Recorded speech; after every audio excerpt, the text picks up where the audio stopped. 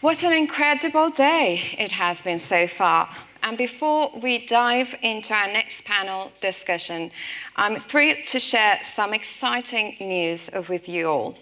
Louise Harris, one of our esteemed panelists and a passionate climate activist, has recently achieved a remarkable feat. Her latest single, We Tried, written about the climate crisis and what will happen if we don't act, reached number 4 on the big Top 40 Christmas countdown on Capitol and Heart Radio. It also charted highly in the Radio 1 Christmas single sales and downloads charts. And the song was publicly supported by Chris Packham, Brian Eno, and Christiana Figueres. This powerful climate anthem has not only topped the charts, but is also making a meaningful impact. Louise has pledged to donate all proceeds from the song to climate causes, further amplifying her dedication to the cause. So, without further ado, let's watch We Tried.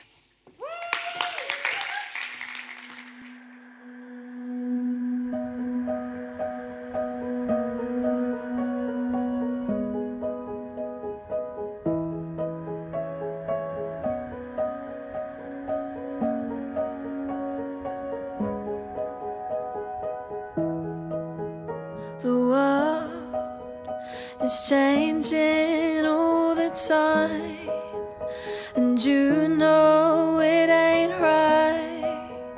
Yeah, I know you think twice. And love, it takes you on a ride and leaves you with no respite. Well, I think I've done my time, but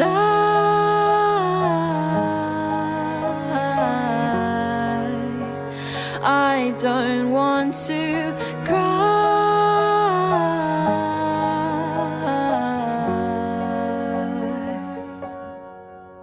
So take me where the bluebirds sing, while we lose everything. There's too much poisoning. And fly me where the birds still fly, 'cause smoke fills up our sky, 'cause we ran out of time. Oh well, we tried. The roads belong to the British people, not a selfish minority. We are in the fight of our lives, and we are losing. Global warming, it's a hoax. I mean, it's a money-making industry. When the wind isn't blowing, the sun isn't shining, how are people to heat their home? But it's morally right to honour our promises. Well, maybe this was meant to be. A mother wanted peace, and we were not conceived. Or maybe we were meant to win, but not enough good drowned out the sin.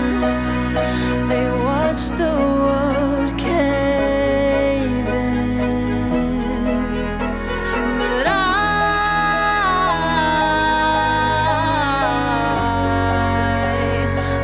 can't work out why.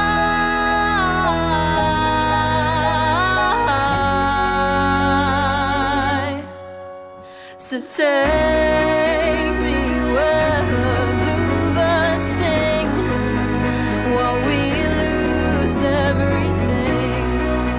There's too much poisoning.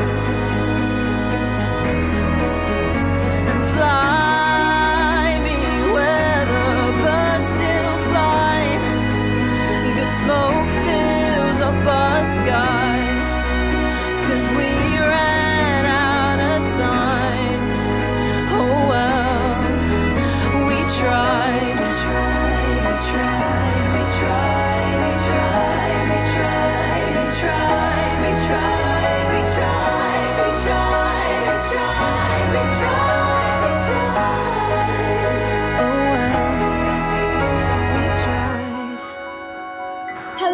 My name is Louise. I'm 24 years old, and I'm here. I'm here because I don't have a future. Why does it take young people like me up on a fucking gantry on the M25 for you to listen?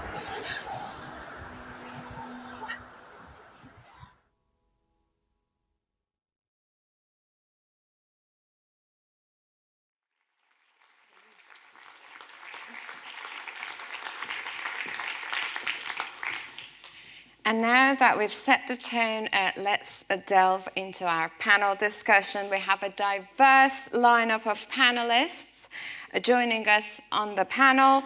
Louise Harris, singer, songwriter, and climate activist. Mary McHarg, UCL student representative at COP28 and Union Affairs Officer at UCL Student Union. Molly Palmer, Climate Reality Chapter, Warwick University Campus Corps, and last but not least, Lauren MacDonald, Stop Rosebank campaigner.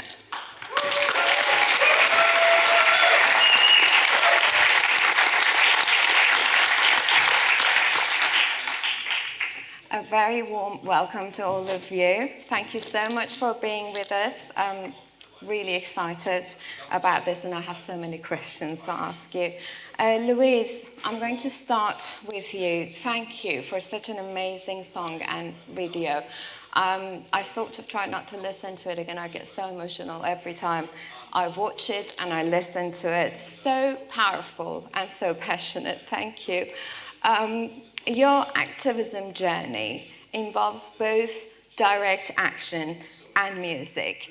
How do you believe art and music can serve as catalysts for climate activism, especially in engaging younger generations?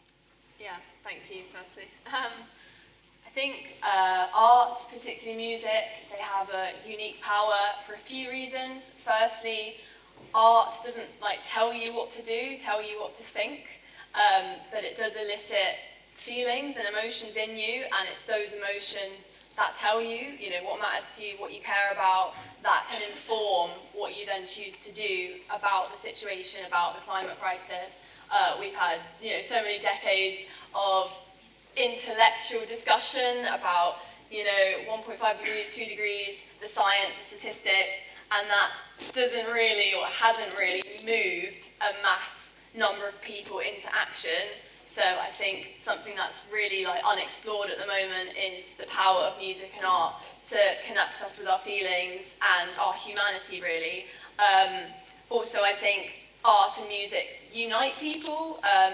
Even with We Tried, when I released it, so many people volunteered to help me behind the scenes. You had notable people sharing it, and just so many people uniting around that universal message, because everybody does care about it. And I think that uniting is so important. I think if we look at all the crises in the world, all the dysfunction, I think it's all the product of disconnection and this illusion of we're all separate individuals, scared, when actually we're all connected to each other, to nature.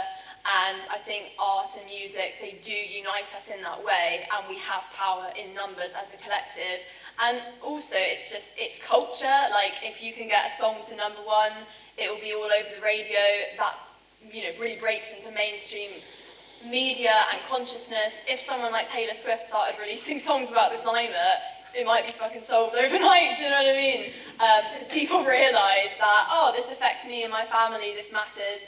And, realise that we have the power. I think the climate crisis is pretty clear to see. It's caused by a few handfuls of people, really, who are so disconnected from us, from themselves, from their true nature. And we outnumber those people 8 billion times over, because we can still feel what love is, and that's what drives us. Absolutely.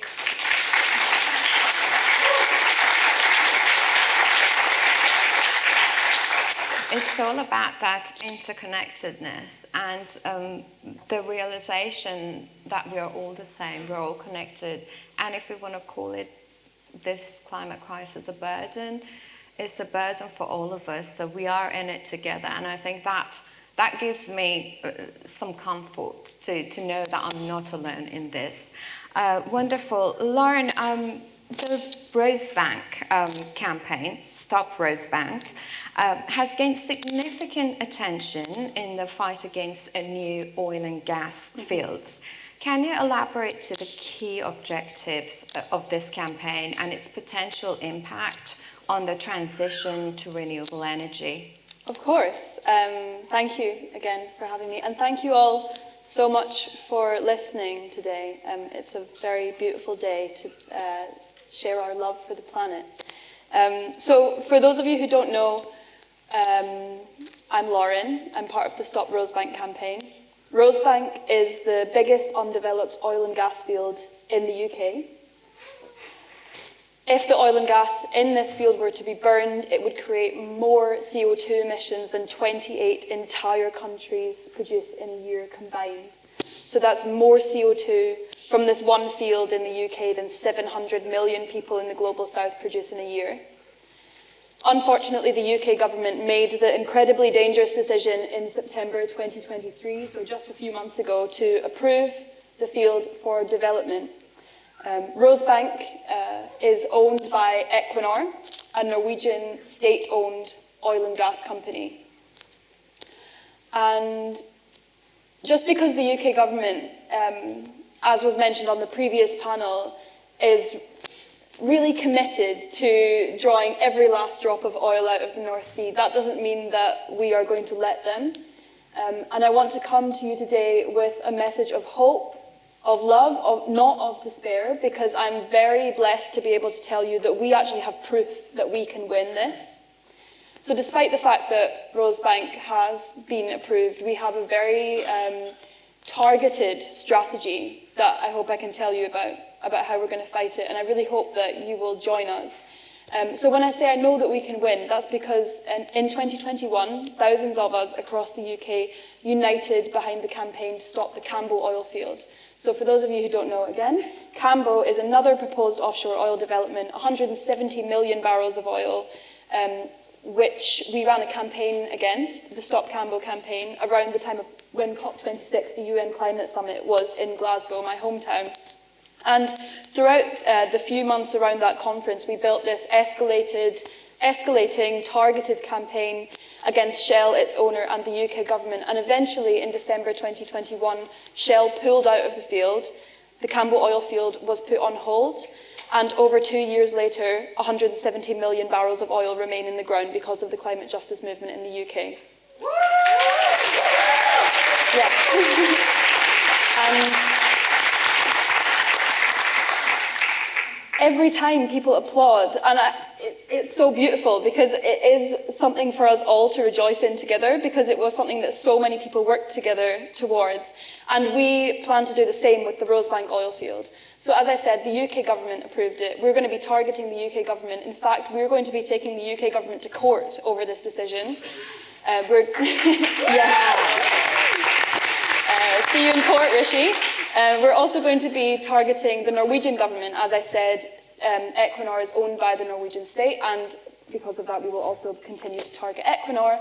And the minority investor of the field, Equinor owns 80% of Rosebank, 20% is owned by Ithaca Energy, which is a company which is, the parent company is the Delek Group, which some of you might have heard of because they are actually tied to Israeli settlements in Palestine.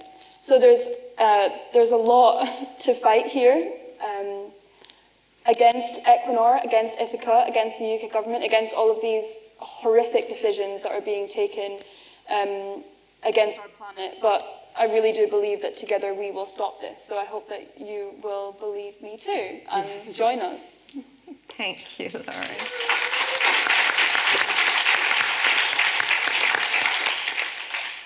Mary, as a climate activist and sabbatical officer at UCL, I know that you've been to COP28 and that was your first experience, am I correct? Yeah, it's the first COP I've been to. But, oh, wonderful. That's fantastic. So what initiatives or projects are you most excited about leading within the university community, and of course particularly in the light of COP28 outcomes? Yeah, so there's quite a few actually that we're working on here. So again, I'm a sabbatical officer at UCL, so this is very much home turf for me. I'm comfortable in Logan Hall. And there's lots of different things that both the union and the university are working on, lots of them jointly, which I'm really, really happy about. I think, especially in the sustainability space, it doesn't make sense at all for student groups, student unions and universities to be working at odds or not working together, getting on the same page and working in unison to make sure that sustainability strategies across both organisations are aligned, and also so that they can target as many students as possible in their various campaigns is really important.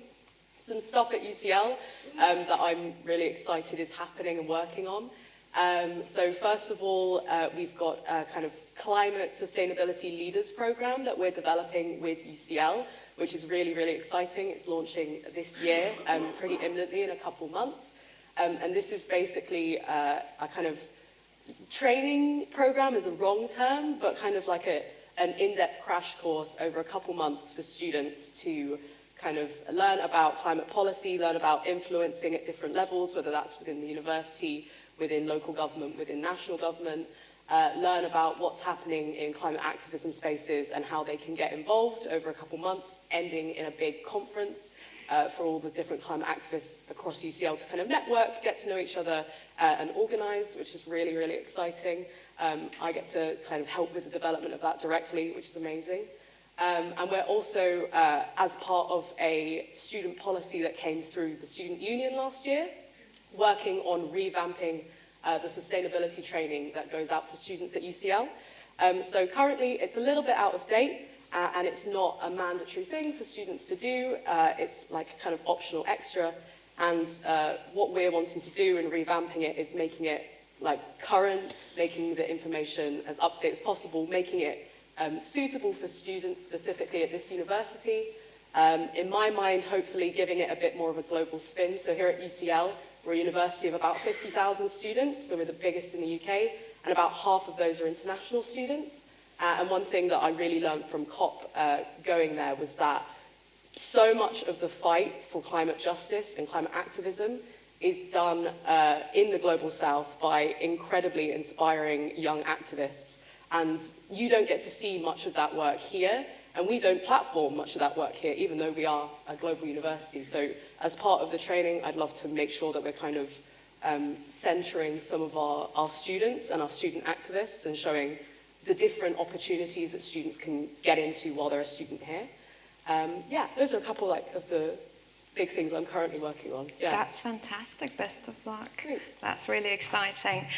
Molly, you're the Vice President of the University of Warwick Climate Reality Campus School.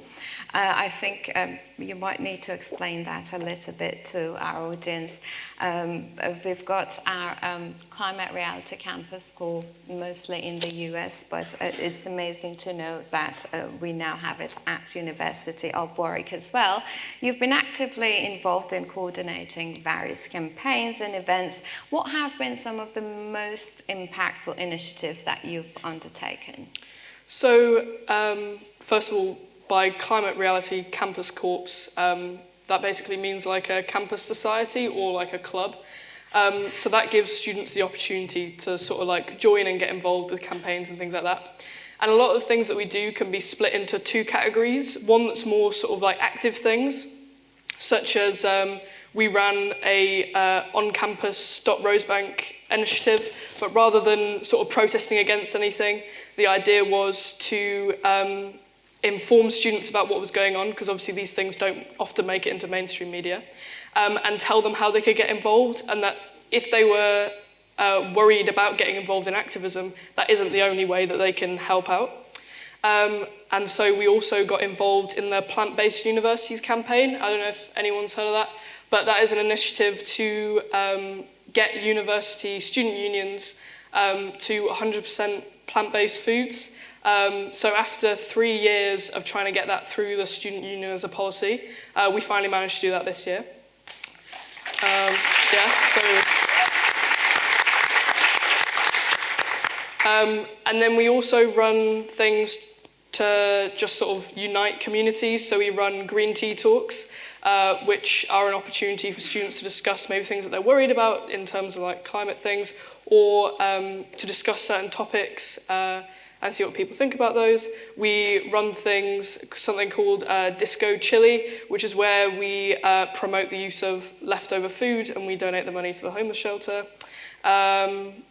We also have started running the sports competition, which was founded by Ollie, who's sat in the crowd. And this has been expanded to other societies this year as well. And this is an initiative to try and get the student body more engaged with sustainability by using sort of reusable things and taking public transport, using more plant-based meals, things like that.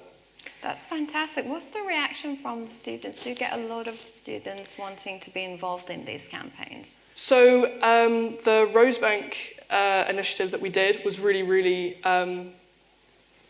good. We had a stall on campus where we gave out roses. So the idea was that people came and spoke to us about Rosebank, got a rose in return, and because it was something that you don't usually see on campus, it sort of triggered people asking, oh, where did you get that rose from?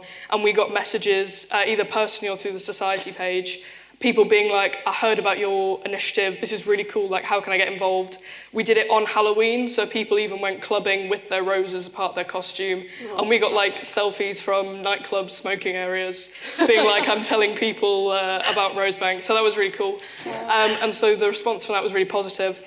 On the other hand, the Plant-Based Universities campaign received massive backlash, and the guy that led that initiative was invited onto the Jeremy Kyle show, onto LBC News, was featured in the Daily Star, and organisations such as, I think it's the Countryside Alliance, are trying to rally students to campaign against that and campaign against us. So that's not good. So it's like a mixed reception. Too many campaigns. Yeah. Louise, could you share some insights into the challenges you faced during your involvement in civil resistance? I mean, some of these experiences are quite tough and difficult. How that shaped your approach to climate activism? Sure. Sorry, I'm just checking to see if your mic is working. Is it not on? Can we hear Louise well? Okay, perfect. Because Yeah. from here I don't. Yeah, Okay. wonderful. Just I'll project. double checking. Yeah, I have experienced a lot through civil resistance, particularly with Just Stop Oil. Taking direct action is very nerve-wracking. I've been to court multiple times. I was remanded to prison for 8 days. I was like demonized in the media, and yeah, a lot of that was new, and I feel like it would have been really challenging, all of those experiences, if I didn't have community. And that is the thing that I think is so vital in this fight, is that you are part of a community who are just there to support you and accept you and just fight with you, basically. Another challenge I think a lot of activists in civil resistance face is burnout, because it's really emotionally draining. So just one thing that's helped me with that is this brilliant activist, Joanna Macy. She has a kind of her own framework, and you know, in her eyes, there's kind of multiple ways of being an activist. Direct action is part of that, stopping the harm, but also creating alternative ways of living, basically being the change. You know, that might be like a vegan business or something. And then also the third one, which I think is probably like the most crucial, not just in terms of tackling the climate crisis, but all crises, you know, like the AI crisis, nuclear warfare, the next pandemic, all of that. It's like, what is the root cause of all this? And you know, in her eyes and in my eyes, it's disconnection, it's forgetting who we really are. You know, we're just so completely disconnected from nature, we think it's completely separate from us. We see other people as separate individuals when, you know, we're all just energy, we're all just consciousness, and we're all the same. You know, we all want the same things, we all, you know, we all can feel love. And I think a new way that I approach activism now is trying to come from that place of love rather than fear. because I think violence breeds more violence and fear just breeds more fear.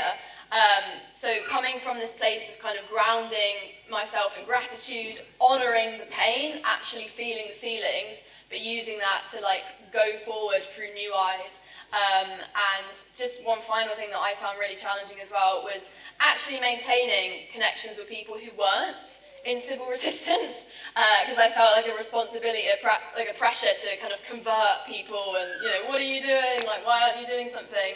And my new approach is like actually just listening, like seeking to understand different viewpoints and connect with people, build bridges between the left and the right, the climate deniers, the climate activists. I think that's the solution. The solution is community, conversation, connection, because the root cause is just disconnection, it's dysfunction, and it's this hyper-individualism.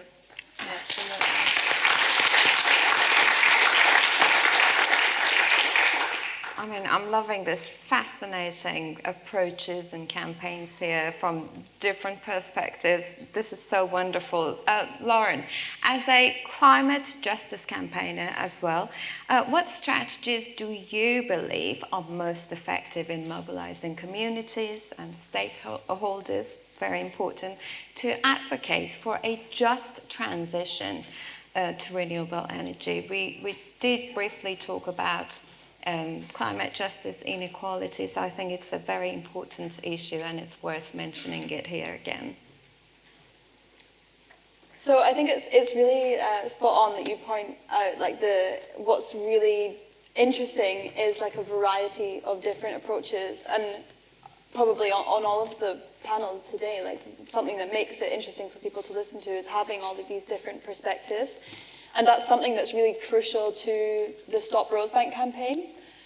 So we are a coalition of over 200 organisations, grassroots groups, and hundreds of thousands of individuals across the country taking action in a myriad of ways, or what we would call a diversity of tactics. So that's really crucial to our success, having space for a variety of approaches. And you mentioned, in the university, some people might associate the word activism with like something that's scary or something that they're not comfortable with doing. But I think what's really important is that we actually build a movement that is accessible to everyone, and that taking action and campaigning doesn't look any one way. So to demystify it a little bit, that it might mean, emailing your MP, and not even just emailing your MP, but actually creating relationships with your representatives, going to their sort of office hours and talking to them about campaigns that you care about, asking them, will you take action on this? And that's something that many people in the Stop Rosebank campaign have been doing, to the point where Rosebank has been raised, I think it's 59 times in the UK Parliament. There have been many written questions, oral questions, even a special debate on Rosebank in the UK Parliament, because people like you, and maybe even including you, have been engaging with your representatives. On the other hand, you have people like me who are happy to, talk to the media, talk to rooms of people about what we're doing, get people on board, run welcome calls, for example. So that's which you're all invited to, by the way. We run a welcome call every second Wednesday evening at 6 p.m. You need spokespeople who are willing to tell people about the campaign, tell people about what you can do to get involved, talk to the media, talk to the broader public about what we can do.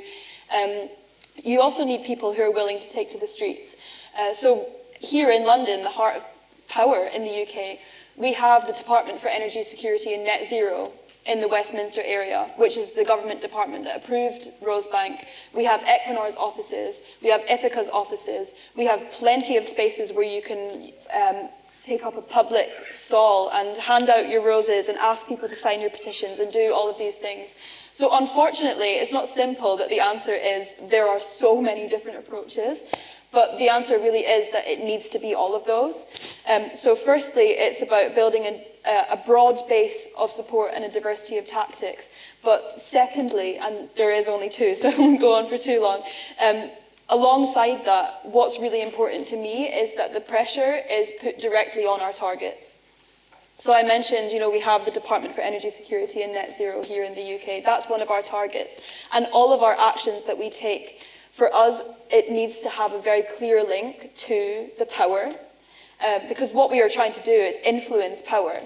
So I mentioned we're taking the UK government to court, for example, as a campaign. That's something that we're doing that has a very clear link to putting pressure on the government. We will be in the Court of Session in Edinburgh later this year, if our case is approved, which obviously if it's not would be pretty ridiculous.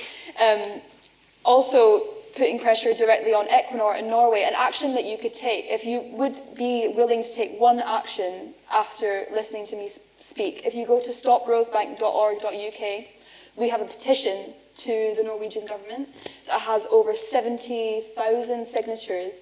We're aiming to get to 100,000 signatures, and then we are going to take that petition and we're going to hand it in straight at the Norwegian embassy in London. Last week, for example, myself and my comrade in the front row were outside the Norwegian embassy when Equinor, the company behind Rosebank, had posted its profits over the past year, which, by the way, are £29 billion. So it's drawing attention to things like that. We were outside the Norwegian embassy making that link with 29 billion, with all 9 zeros, in the form of placards right outside the Norwegian embassy. And then none other than the Norwegian ambassador to the UK gets out of his fancy car and is walking into the embassy. And I was able to say to him, 70,000 people have signed a petition to the Norwegian government. Can we please talk to you about this? So it's about building that broad-based support. I wouldn't be able to say 70,000 people have signed this petition. Without that, it doesn't have as much weight. So it's about getting that broad-based support and bringing it right to people in power whenever we can. Thank you, Lauren.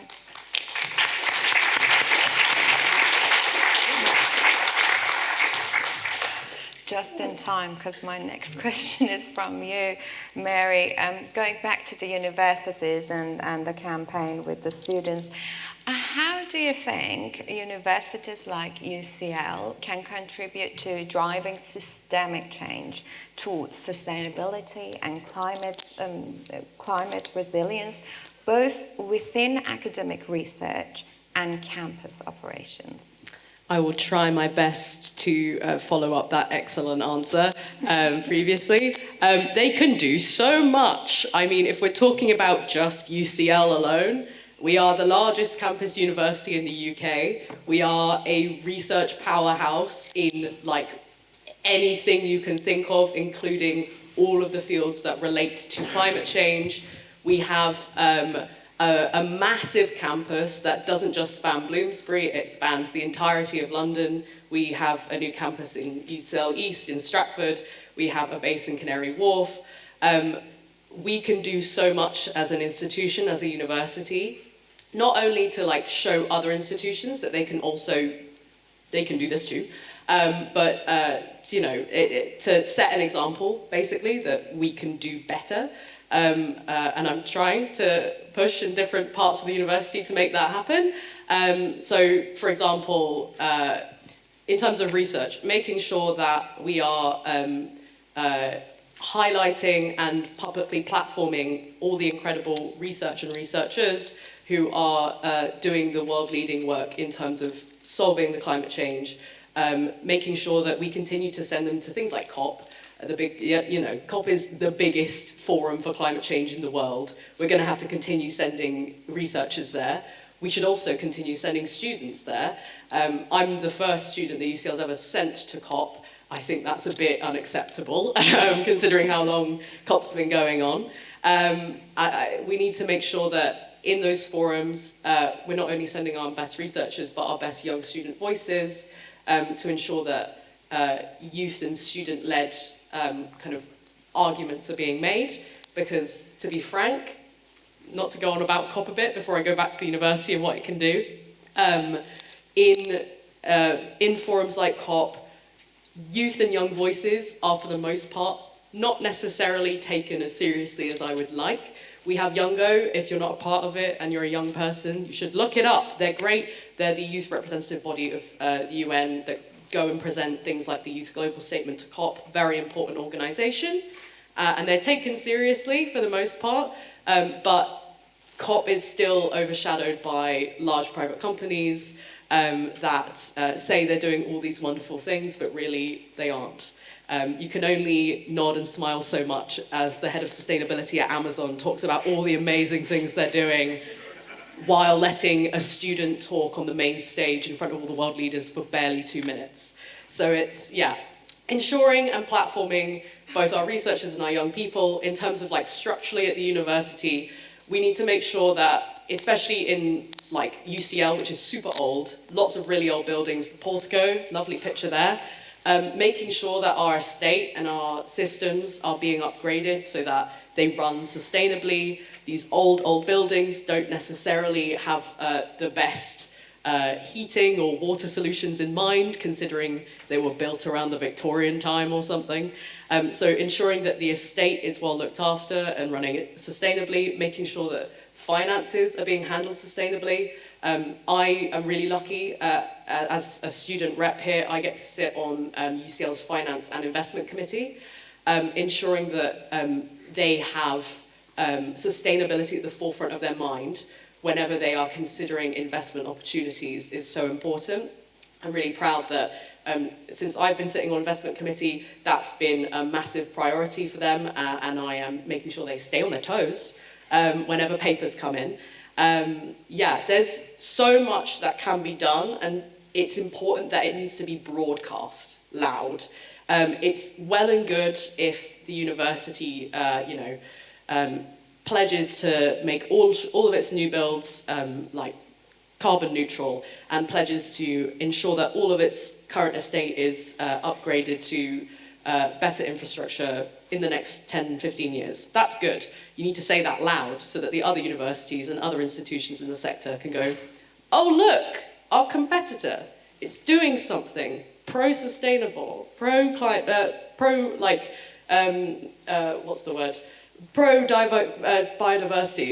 It's encouraging these good initiatives. We must do the same. So yeah, I think UCL in particular, we're a massive name, massive research institution. We have a responsibility to lead the charge. If not lead, then at least be part of the charge forward.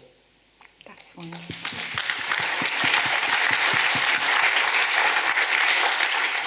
Molly, my question for you is similar but somewhat different. How do you envision the role of universities in fostering a culture of environmental responsibility as well as activism among students, faculty, and even staff?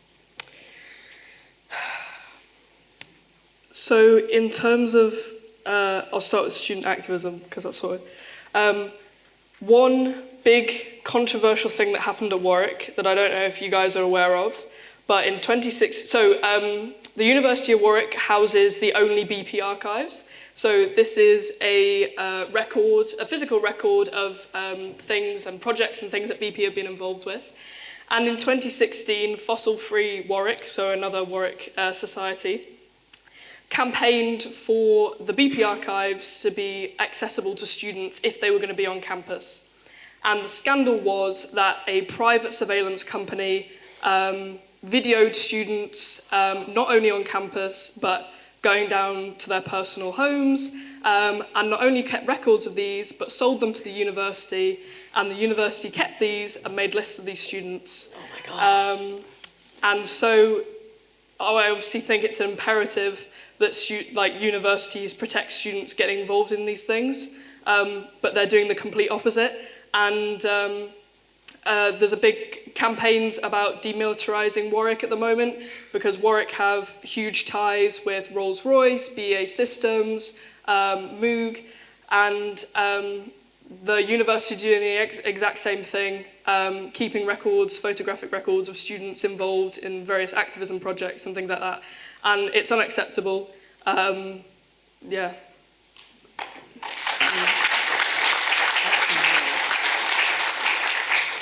And then in terms of sort of sustainability on campus, I'd like to echo what you said about university research. Warwick houses the UK's leading crop research centre, and yet when we proposed the plant-based universities campaign, all the years that it's been proposed, it was completely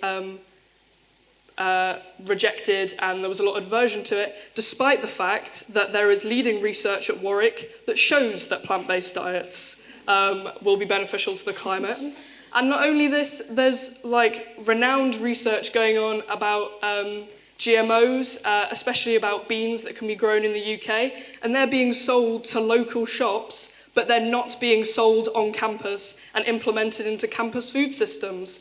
And so there is this complete disconnect between the university putting millions and millions of pounds into this research for what? And they're not implementing it, they're not highlighting its significance, they're not boasting about the fact that they're doing this research. So the question is to be asked why, and why are they hiding it away, and why are they trying to squash these things? Do you have the answer to that? I don't. I would love to find out. I'm currently trying to work more with the Students' Union and therefore the university to try and rebuild these relationships. You said about joining like the university, the SU student groups. That's completely not a thing at Warwick.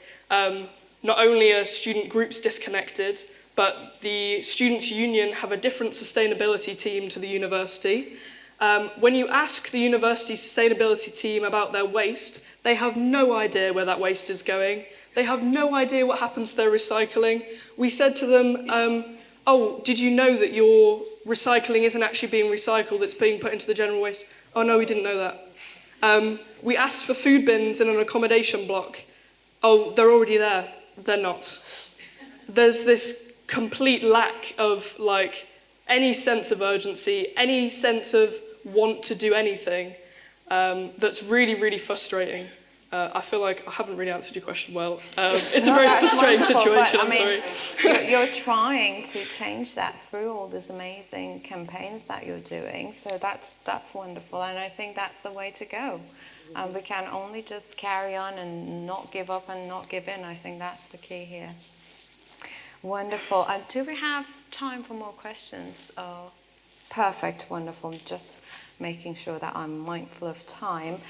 Louise, we talked about activism, so I'm going to bring that to you as well, to just some advice for those individuals who want to engage in the climate activism, but of course, as we mentioned here, Lauren and Molly did, they may feel a little bit overwhelmed or unsure of where to start and what to do. Any advice? Yeah. Firstly, I just like to validate that reaction of like overwhelm at the situation. Like that's a completely normal and sane reaction to the climate crisis. It is really overwhelming at first, and especially if you're hoping to kind of tackle it alone. So, sorry, I think you need the mic. Apologies for that. It's okay. Yeah, so I think if you're tackling it alone, then it is really overwhelming. So my first point of advice would be to find your community. So if you like the look or the sound of any specific climate action group, whatever it may be, go along to a welcome talk, go along to a social event, to a training, and see if it fits. If not, try another one. And yeah, also remembering that activism doesn't mean you have to be getting arrested and going to prison. Some people are willing to do that. Some people that's, not what they want to do, and that's fine. And you can, take action which is not leading to arrest. You can volunteer behind the scenes. You can ring people up. You can leaflet. You can use your special skill set in, whatever that may be. Donating as well. Like all of these groups need money. And I think something that's so crucial as well when you're trying to face something so huge as the climate crisis is, to remember that you are part of a collective, you are part of a community, and to really prioritize your own well-being and resilience as well. Like specific things that have helped me, I mentioned before, but Joanna Macy, the work that reconnects, she has a book called Active Hope.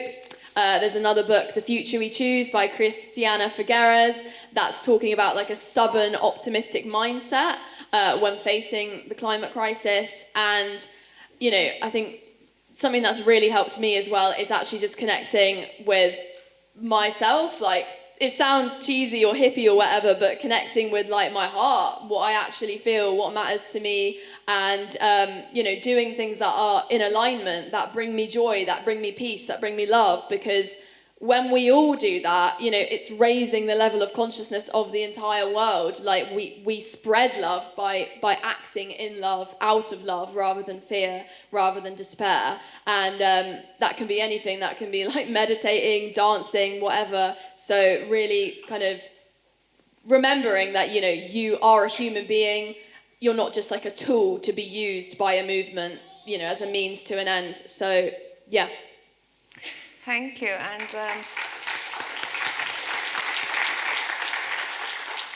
a very important point you mentioned there. It's very important to first love ourselves, look after ourselves, especially. I know activism could be quite draining, so you definitely need that. And looking after yourself in order to be able to look after the planet and the future of the planet for everyone is also equally important. Lauren, I've got a similar question for you as well. I think it's important for everyone to know and be aware of the influence that grassroots activism play in government policy and industry practices. Very important. What can you tell us about it? Grassroots activism is absolutely crucial in driving change, and I want the people listening today to leave feeling like your efforts are valuable. I think in the time that we are in right now, there are so many things that are pointing to despair. We recently had the news that for the first time over the past year, we've surpassed 1.5 degrees of global heating for an entire year. We have bombs falling on Palestine every day. We have oil and gas companies making billions upon billions upon billions of pounds in profit in the space of a year. We have a government that is hell-bent on driving every last drop of oil out of the ground. So there's no wonder why we kind of question our agency and our ability to enact change. But we have a choice in this kind of crossroads of where we're at with, the government approving Rosebank, with the warnings in terms of the climate crisis and everything else that's going on. And that choice is whether we fall into despair or whether we find the strength from somewhere as a community to carry on. So I want to actually ask the question to you, like, will you find the strength to carry on? Please. I think in order to do that, we need to believe in ourselves. And I hope that I've kind of outlined some very concrete proof that grassroots communities do enact change. We stopped the Cambo oil field in 2021. We have hundreds of thousands of people, literally hundreds of thousands of people across the UK taking action to support a better world. And when I was kind of reflecting today, obviously it's Valentine's Day, I was kind of reflecting on what love is in this day and age. And to me, what love is every single person that I've ever met that has the bravery to continue trying to enact a better world, despite the fact that everything is pointing in the wrong direction. And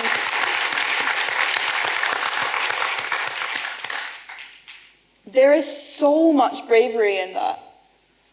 And for me, it's a daily practice. I get out of bed and I try and put on a part of my brain that tells me that together we're going to be able to move forward.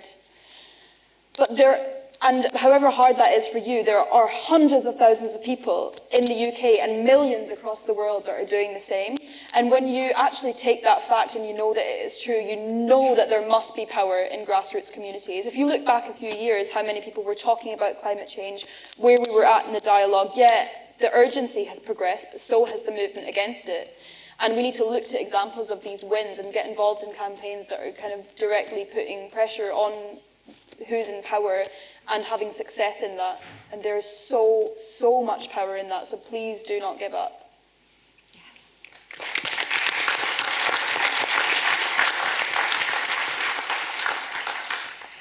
And now it's time for our questions from the audience here and of course online.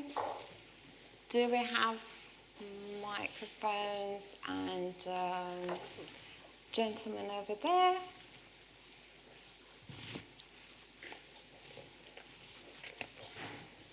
Yes, thank you. Sorry. In the media, we see a large emphasis placed on how younger activists are spearheading climate change activism. Do you think that is the reality, and are you optimistic for the future of the climate movement? Who wants to take that? I actually couldn't hear the first part of the question. If you could repeat. Just in general, you see in the media there's a lot of younger people who are kind of spearheading the climate change activism. Do you really see that as the reality, or do you think that it's not really that many younger people, and are you optimistic for the future? Happy to. You can all answer the question if you have comments. I think they're saying I'm good, I think. Okay. Oh, there we go. Even louder. Perfect. Oh, the red one? Oh, shoot. Okay, now even louder. So definitely there are spokespeople who are young in the climate movement, particularly in the UK. A lot of the time, a lot of pressure is put on the youth, I guess, as being like at the forefront of the climate movement. And, there's kind of two sides, because of course the youth are the ones who are at least one group who is going to be most affected by climate collapse. Being younger, having more of our lives sort of ahead of us, it's easier for older generations to kind of emotionally connect with what we're going through, because they can see loss through the eyes of young people. But also, in my experience of actually being in the climate movement for a number of years and meeting all of these people that give me so much hope, I have met people of all ages, and I often like to talk about a group that really, really inspires me that's taking action to stop Rosebank in Dundee. They are a group of older women who do these actions called knit-ins at the North Sea Transition Authority in Aberdeen, which is the oil and gas regulator that the government needs to get approval from to approve new oil and gas projects. Anyway, this group of older women often go and they take their knitting needles and they sit in the lobby of the North Sea Transition Authority with their Stop Rosebank placards.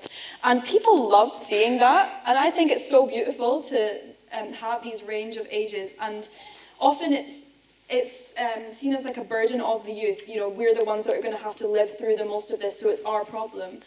But when we see people that are older than us and, this wide range of people taking action, that actually gives me a lot more hope than just seeing all this pressure put on young people. And that's what true stewardship means to me.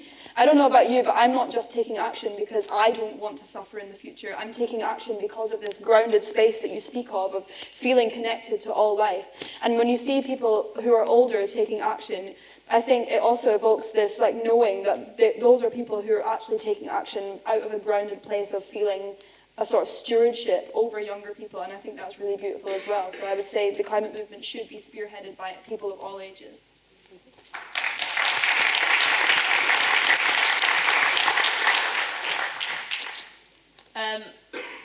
Just to briefly second that, to be honest, my experience in Just Stop Oil, there's people of all ages. I guess there's a lot of students and a lot of retired people. I guess because maybe they just have more opportunity, more time, and less responsibilities in their day-to-day lives. That's why they feel more able to get involved. But yeah, I do think there is a lot of young presence in the climate movement, in strategizing, in mobilizing, and on the front lines of action as well. So yeah, I think it's pretty diverse in terms of age, I would say. Yeah. So I would just like to start by saying that this question was poised by the group of first years in Climate Reality Warwick, who are absolutely fantastic and are doing fantastic things to spearhead zero waste at Warwick University. And I'd also like to say that I think that there are a lot of young individuals that do fantastic things for the climate movement. But I would say in terms of like a student body, there needs to be more mobilization. I don't want to say young people do better, because I absolutely do not think that that's the problem. The issue is, first of all, with activism and protests and things, there's so much on the news, and when you go to protests and things like that, about the bad repercussions you will face if you go to protests, and especially on like amongst students who are from working class backgrounds, getting involved in that activism often feels like you're directly preventing yourself from excelling in a career. And so I know especially my parents weren't that particularly keen on me getting involved in stuff because they were so scared of me getting put on a list or something. And also, it's important to remember that students have been really hard hit by a cost of living crisis and by the mental health crisis. And so they receive like very little resources to help deal with this. And so often students don't have the capacity to help out with these sorts of things. And then like lots of young people, especially with sort of the cost of tuition fees and things like that. Sorry, I'm speaking from a very like student perspective, but I know lots of students that would love to get involved in climate action, but have to work part-time jobs or things like that alongside their studies, so just don't have the capacity to do that. And so, yeah, I think that although maybe young people like need to get involved more, there's things that are in place and barriers that are stopping them do so, and whether that's intentional or not, who knows? You took my accessibility point. I can't believe this. Yeah, I echo entirely the accessibility point, cost of living. It affects all of us across the country, it turns out. But I will, like, as one final point to end, you mentioned specifically about kind of seeing in the media, it's usually young people and students that often get highlighted in like protests, especially around climate action. And I think among certain media spheres, there is a tendency to try and belittle young climate activists, even though the climate action is an incredibly diverse, it's incredibly diverse. Like, I mean, going to COP and seeing all the various people across different industries, NGOs, charities that work on it, it's not just young people, it's never just been young people. But there is a tendency to kind of belittle young people because we, you know, as students or as teenagers, you know, we aren't yet fully like grown. We haven't learnt everything yet. We're doing this because we aren't fully informed. And that's something that we need to squash whenever that pops up. Because, to be frank, we, as I'm sure you've all heard, are not, we're not dumb. We know what we're doing. And there is a tendency to think of young people as these leaders of tomorrow. We need to squash that. We're leaders right now. We're leading stuff right now. Like, so yeah, just being aware and being media savvy. So when you're seeing something about climate action being taken and they're focusing particularly on the young student that's leading it and how foolish they must be, think about that message. Think about what they're trying to convince you to think about us as young people, because we're young people, we're adults. We know what we're doing.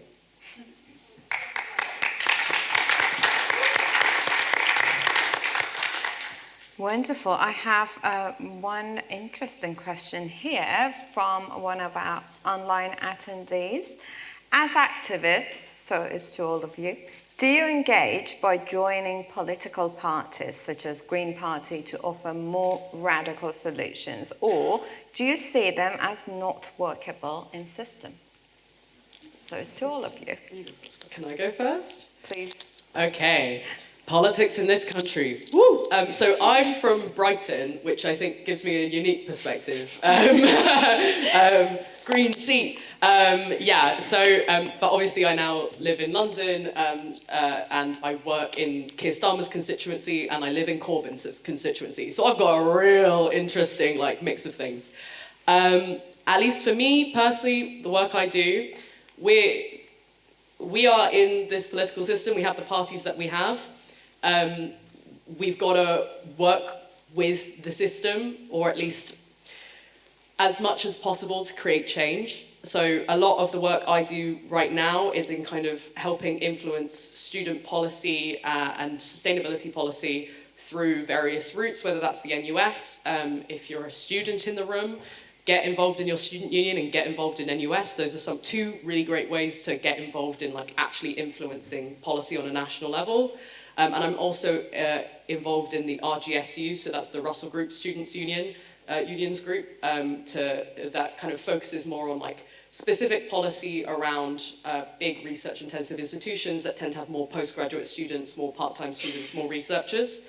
And so a lot of the stuff we do tends to be in the kind of student welfare space, but more and more these days, student welfare has to do with the climate and sustainability and ensuring that students feel like they have a worthwhile education that reflects the world they're going into and that prepares them for the world they're going into.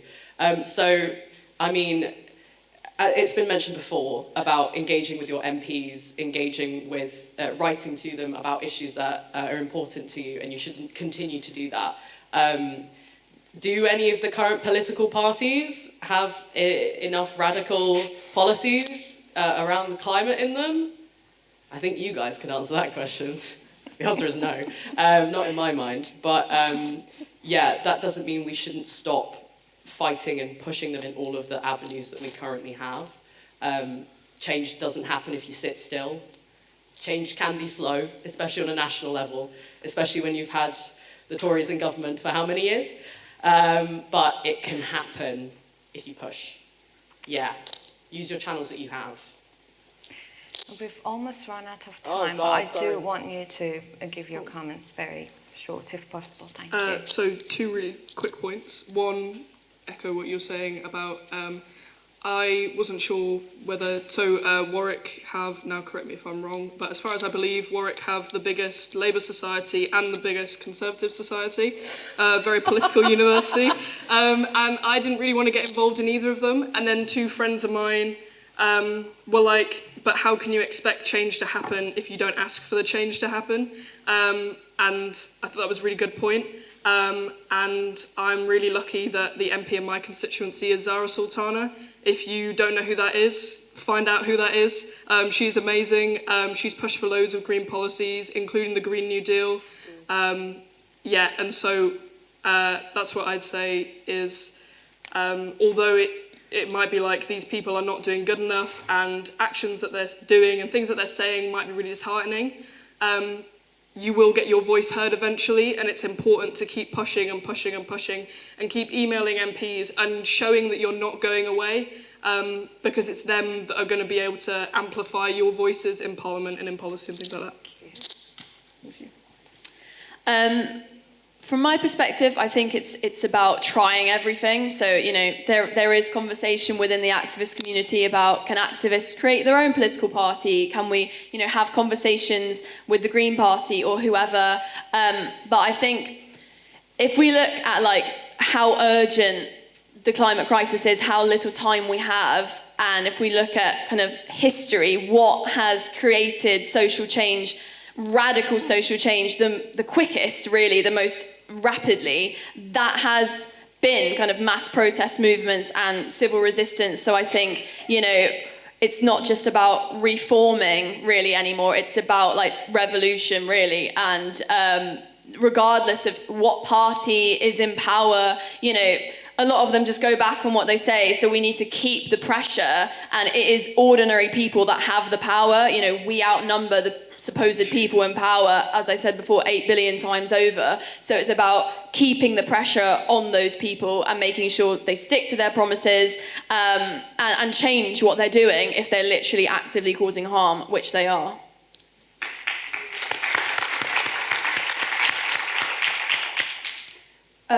I'll keep it to a very simple tip or request.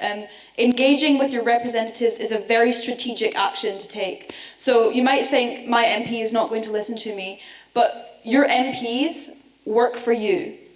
they are completely obliged to respond to the concerns of their constituents. In fact, it's in their best interests to engage with their politically engaged constituents, because we vote our representatives into power. It is completely in the interests of MPs and within their remit to engage with their constituents on issues. Over 5,000 people across the UK have emailed their MPs with our MP email template tool to Stop Rosebank, which you can find on our website, stoprosebank.org.uk. I don't care if your MP is Zara Sultana or like a Conservative MP. You'd be surprised. Some of the Conservative MPs even nowadays are like increasingly speaking out against New Oil and Gas, for example, Derek Thomas in one of the Cornwall seats.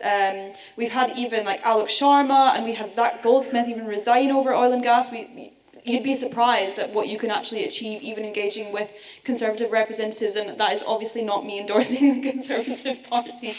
But all that to say, wherever your MP lies on the political spectrum, it's a very, very strategic action, more so than you would think, to engage with your representatives on a deep level, because they really have to listen to you, and they often do raise the issue in Parliament, as I said earlier. So please, please do engage. Thank you.